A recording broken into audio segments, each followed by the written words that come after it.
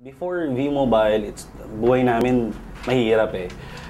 Galing naman po kasi kami sa pamilyang hindi ganun kayaman, hindi rin kami mahirap. Pero dumating kami sa point na challenge kami financially, it's because ang family ko hindi na rin kami kayang supportan to pag-aaral, kumbaga. Dumating sa point na kailangan pang mangutang ang parents ko for us to mapag-aral lang kami. This time, talaga grabe. Ang V-Mobile, it's so amazing. It's a blessing galing ito talaga sa Lord. It's because yung V-Mobile na nagbago ng buhay ko.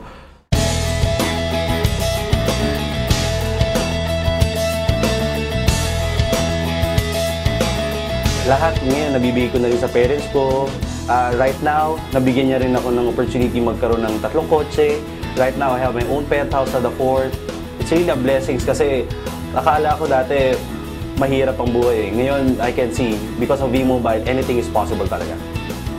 Just believe. Kasi alam naman natin, anything is possible with us. Kasi lahat yan binigay na sa atin ng Diyos. It's just that, kailangan naman talaga natin maniwala na anything is possible. Basta tayo naniwala, determine tayo sa isang bagay. You have a passion in what you're doing, that's simple. For those who believe nga, you can get everything. V-Mobile, I'm very thankful kasi ikaw yung naging daan para magbago ang buhay ko. Not only me, but also my family.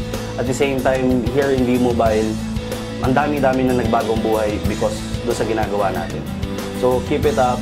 Maraming salamat po and more power po. Sabi nga nila dito sa V-Mobile, lahat kami dito, payaman.